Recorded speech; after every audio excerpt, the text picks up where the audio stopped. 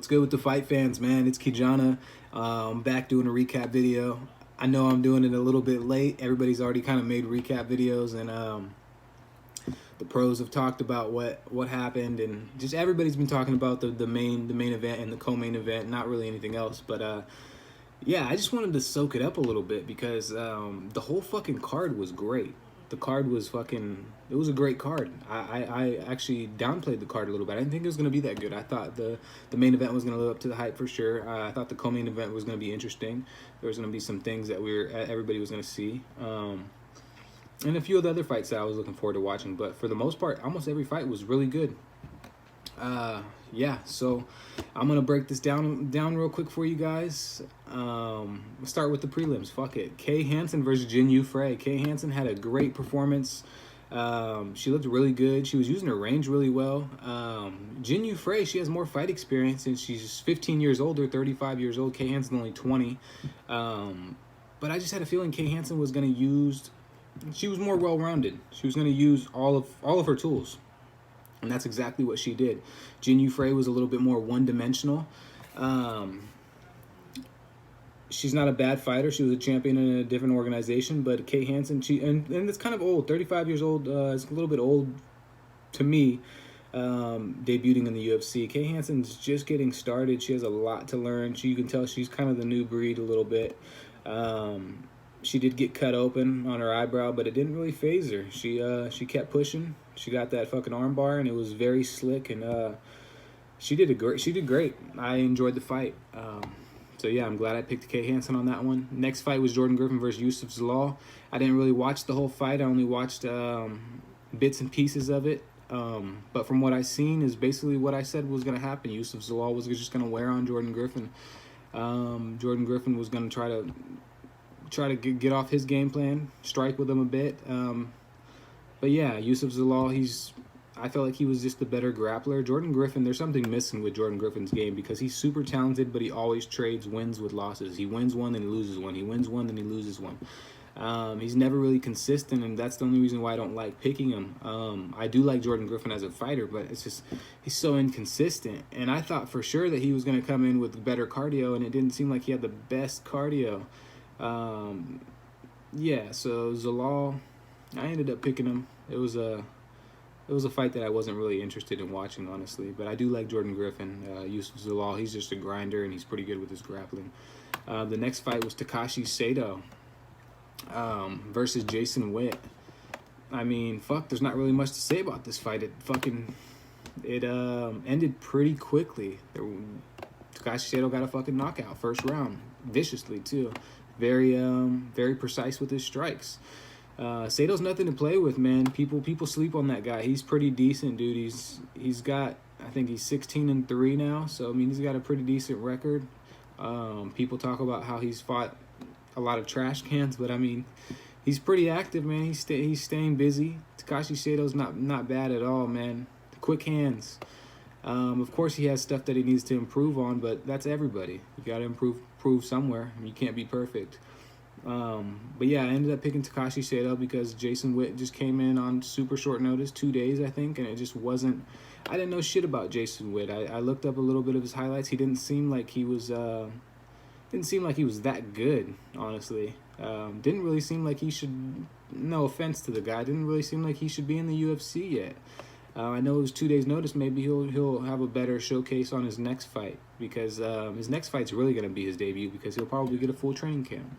But yeah, I mean, Takashi Sato got a quick knockout. Congrats to him. Next fight was Felipe Lins versus Tanner Boser, dude. I picked Tanner Boser, and great fucking footwork, dude. Great footwork for a heavyweight. Super fast with his hands, his kicks. I mean, everything. It just looked great. It was phenomenal, honestly, for a heavyweight. He looked in really good shape too. He looked lean. Lean and quick, and I'm just gonna keep saying that his footwork looked good because it did. He was in and out with his movements. His lateral movement was great. Keeps his hands up, keeps his chin tucked. He does all the right things, and he caught Felipe Lins slipping, and he hit him with a 5-6 piece combo. It was vicious, dude. It was fucking vicious. I couldn't really see why people were picking Felipe Lins and why Felipe Lins was the favored fighter in this one. I was trying to figure that out. I know that he was more well-rounded. I know he had ground game, but heavyweights aren't easy to take down. So if people thought that Felipe Lins was just gonna fucking take him down and submit him, like that's not gonna. It's not. Why do you think not that many heavyweights? There's not that many heavyweights that actually do BJJ, or they train BJJ, but there's not that many of them that actually utilize them in the fight. I feel like the heavyweight division, it's hard to get a submission in the heavyweight division. These guys are strong, just strong motherfuckers, dude. They're big. They know how to use their weight, just shit like that. And Tanner Boser, I didn't even realize he was from Canada. He's training out of Canada, and almost all those Canadian fighters, they have great footwork, really good cardio. A lot of similarities between a lot of the Canadian fighters. I like that shit. Tanner Boser, though, man, I'm really looking forward. I hope he ends up fighting Maurice Greene, because I think Tanner Boser is going to piece Maurice Greene up very quickly too. Because a lot of people didn't see this one coming. Tanner Boser was one of my top plays. He was one of my underdog picks, but yeah, dude. I didn't realize he was going to be in that good shape. I knew that he was going to piece up Felipe Lins. I didn't know if he was going to get a knockout, but I felt like he would win the fight. And, man, vicious fucking knockout. Congrats to Tanner Boser. Very humble after his knockout, too, man. I like guys like that actually know how to talk. They don't talk out their ass. But then the next fight, the Romero Barella versus Miranda Maverick, that didn't happen. The next fight was Luis Pena versus Kama Worthy. Everybody's always hyped about Pena. I'm trying to tell people he's decent. He's decent. He's not anything spectacular. I'm trying to wrap my head around why people keep thinking that this guy's gonna be the next superstar, or if he's gonna be a superstar at all. He has a great name. He has a great fucking nickname.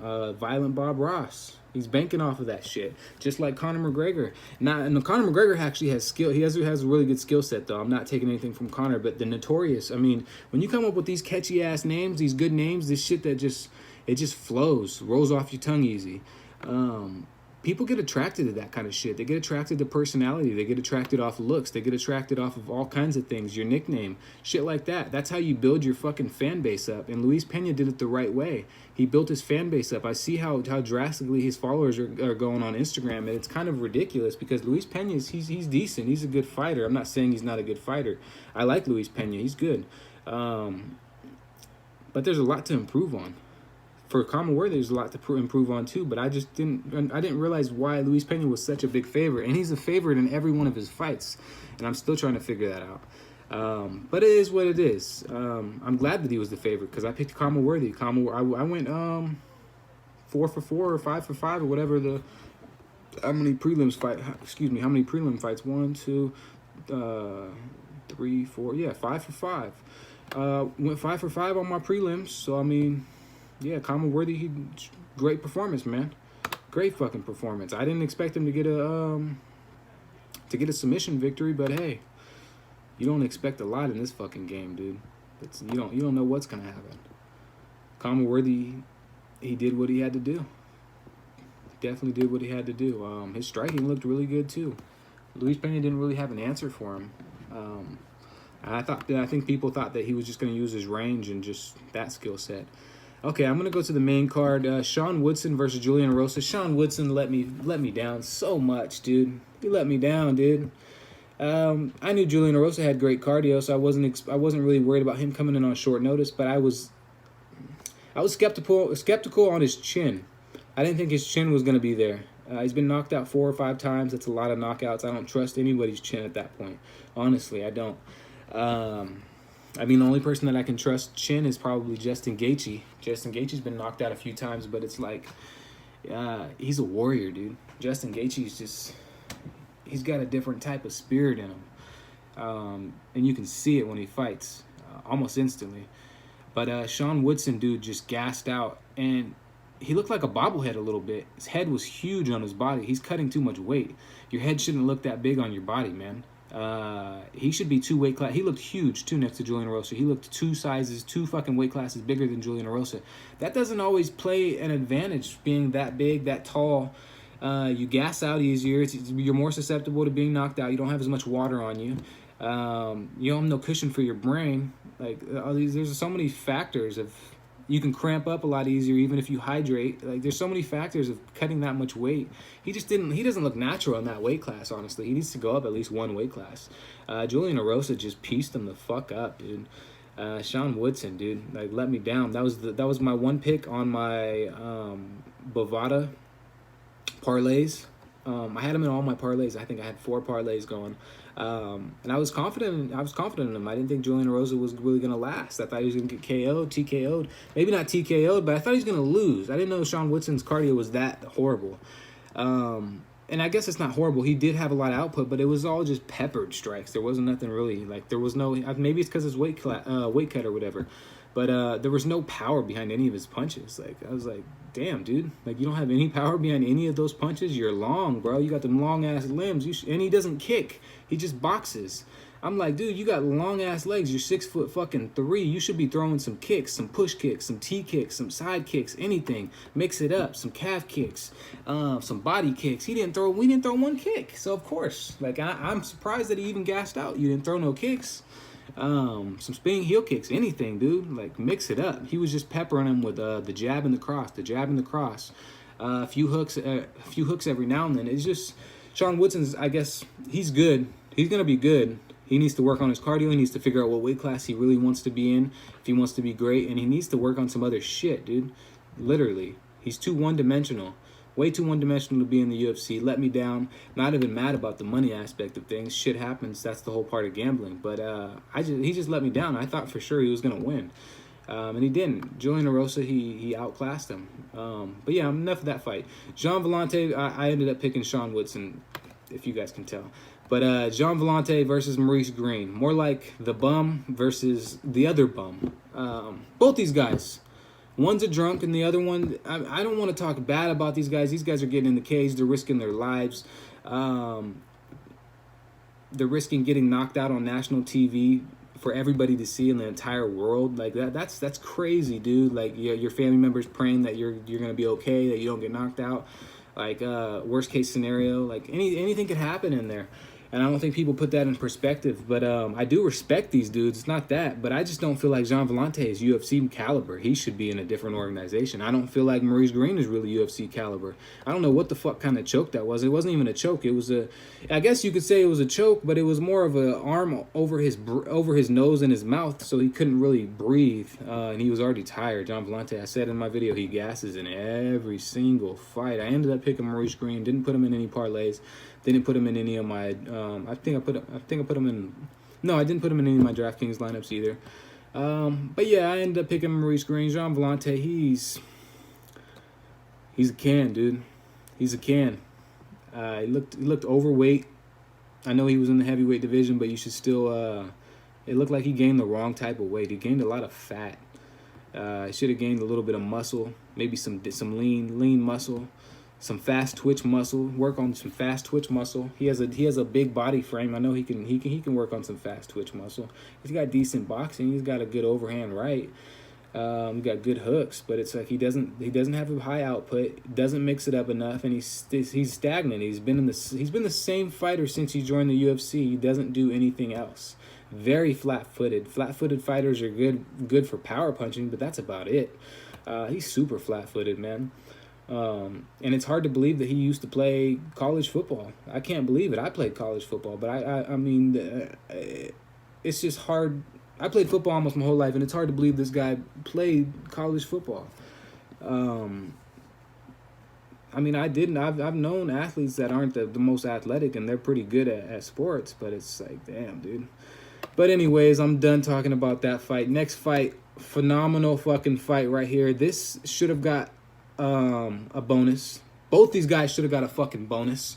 Not the Kay Hansen versus Jin Yu-Frey. I don't know who the fuck decided for them to get a bonus. The Jin Yu-Frey and Kay Hansen fight was cool. It was cool. But Brendan Allen versus Kyle Dawkins, great fucking fight, dude. Yeah, great fucking fight. I ended up picking Brendan Allen, but I said in my video, I said don't sleep on Kyle Dawkins. He's very talented, very good, and he is super fucking durable. These guys were eating shots, dude. The whole fight, they didn't stop. They didn't stop to take a breath. They were the whole fucking fight, dude. Brendan Allen, he's shattered his fucking orbital. I think he got a broken nose too. Like, Kyle Dawkins had cuts all over his face. It was just bloody, dude. It was a massacre in that bitch, literally. It was cool. I liked the fucking fight, dude. Very strategic fight too. They went from grappling to fucking striking to grappling to striking. That's what MMA's about, dude. They mix that shit up. Both these dudes are high level fighters, man. I think Kyle Dawkins, I think he was 9-0. Now he's 9-1. Brendan Allen, he's only lost to Anthony Hernandez and Kevin Holland. Those aren't bad losses to have. I can't believe that he lost to either of those. No, he didn't lose to Kevin Holland. Sorry. He submitted Kevin Holland, but he lost to Anthony Hernandez and he lost to somebody else, but I can't think of the name. But anyways, they both had a phenomenal performance, dude. Brendan Allen, I do feel like he got the job done. I feel like he got the win.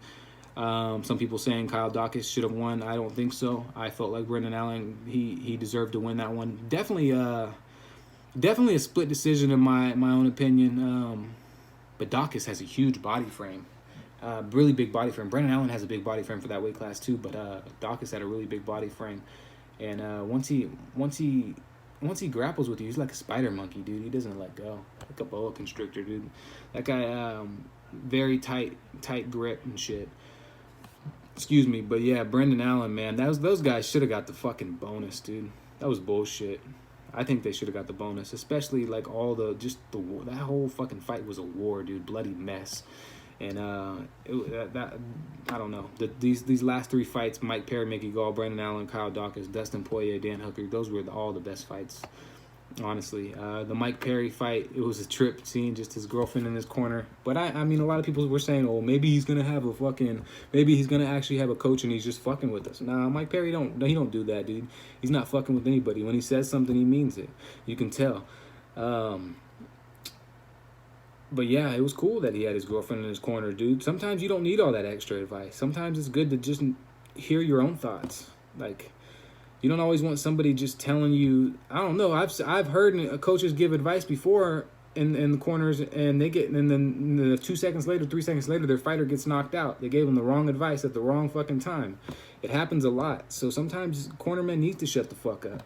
Like, yeah, you've been doing this for a long time. You know it. You know what to do. You know all of the shit probably, but it's like sometimes the fighter just needs to work on natural instinct, shit that's already engraved in their brain. You know what I mean? Like, it's like Mike Perry's a natural fighter. He's always going to be a natural fighter. You can tell he was fucking born a fighter. Look at his body type. Look at how he fights. Look at just everything about the guy.